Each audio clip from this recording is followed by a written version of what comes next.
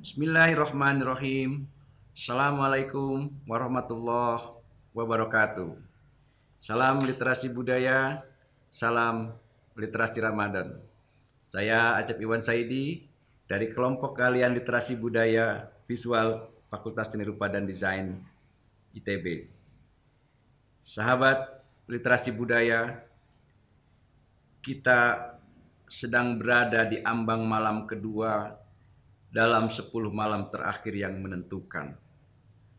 Semoga hal ini berarti pula bahwa kita memang telah berada di ruang yang lebih dalam.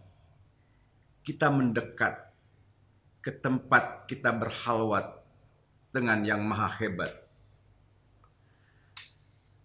Tempat itu memang tidak bisa kita masuki tanpa biaya.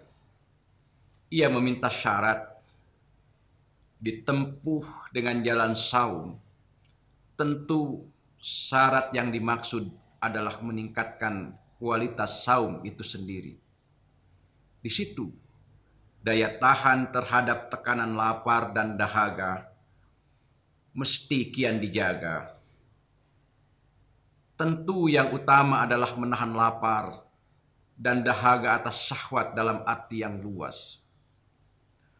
Untuk itu, kita harus semakin bergerak menjauhi yang material, yang syahwati. Baginda tercinta Nabi Muhammad SAW, semoga kita dipertemukan dengan beliau di surga kelak. Beliau SAW memberi contoh dengan itikaf, melampaui makna harafiahnya, yakni berdiam diri di masjid.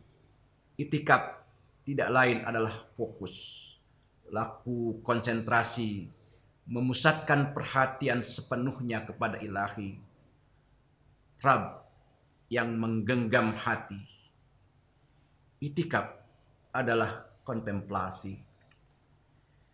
Sebagai sebuah kontemplasi sedemikian, itikaf adalah laku yang meminimalkan kata-kata, mengurangi frekuensi komunikasi horizontal dengan dan antar manusia.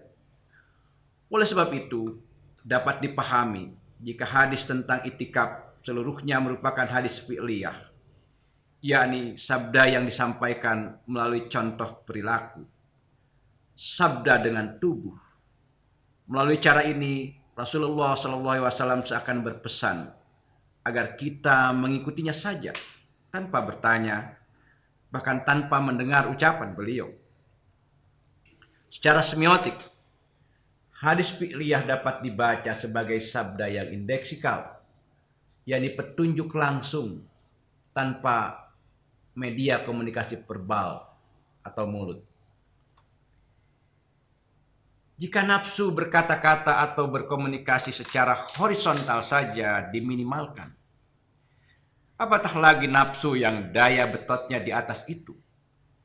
Nafsu seksual misalnya, pasti ia harus lebih ditekan. Untuk hal ini, secara eksplisit Allah Subhanahu wa Ta'ala bahkan memerintahkan agar kita menghindarinya.